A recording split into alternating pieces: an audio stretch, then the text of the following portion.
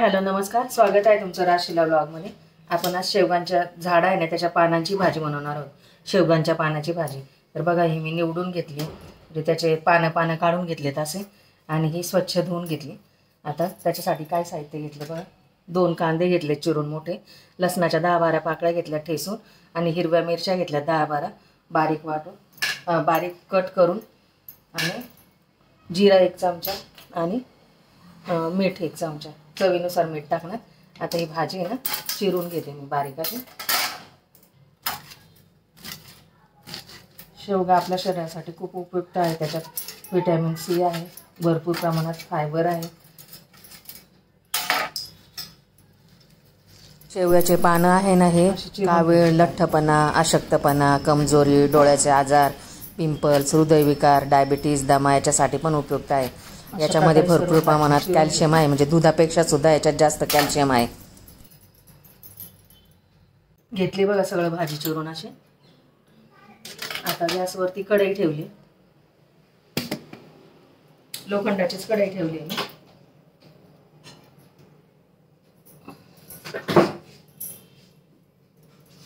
Gas पेटवते। एकदम सोपी करायला, मेथीच्या भाजी सारखीच आहे भाजी एकदम। 2 चमचे तेल टाकून घेते आता।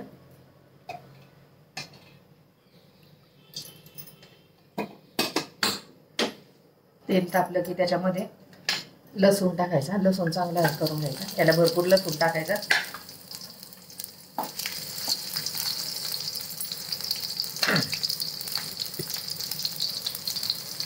लसूण तडतडला की जिरे,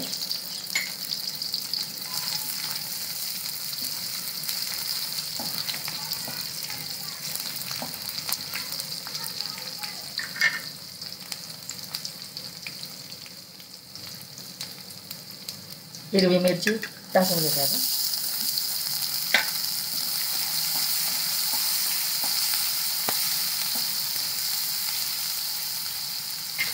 आणि कांदा टाकून घ्यायचा। कांदा चांगला परतून घ्यायचा लाल होईपर्यंत। झालं बघा कांदा असं चांगला लाल करायचा। आता याच्यात भाजी टाकून घ्यायचा।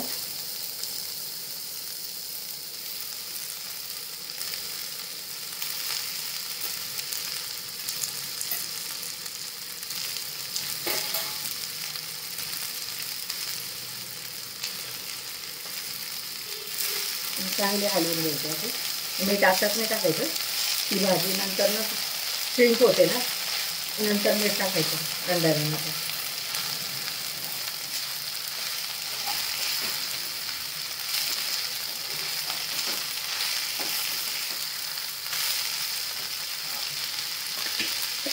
झाकण ठेवते त्याच्यावर 5 ते 7 मिनिटं।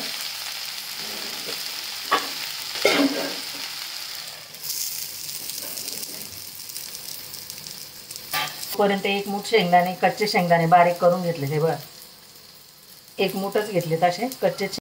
थोडंसं अर्धा कप पाणी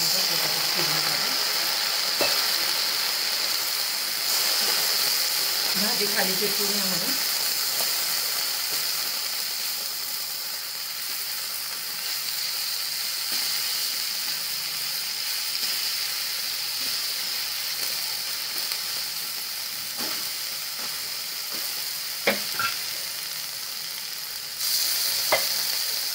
आता मीठ टाकून घेते चवीनुसार। भाजी आता कमी झाली, आता शिजून। आता अजून 5 मिनिटं मीठ टाकल्यानंतर अजून 5 मिनिटं शिजू देते। शेंगदाण्याचा कूट पण टाकून घेते आता। शेंगदाण्याचा कूट टाकते, जाडसरच करायचा शेंगदाण्याचा कूट, तो दाताखाली आला की छान लागतो असं।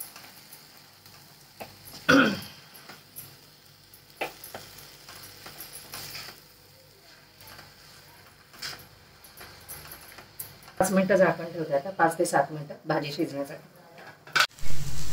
शिजली बघा भाजी आपली एकदम छान अशी।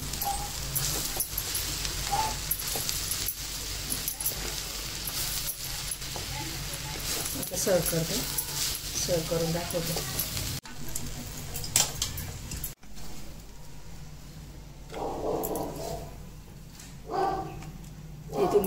बरोबर भाकरी सोबत खाऊ शकता.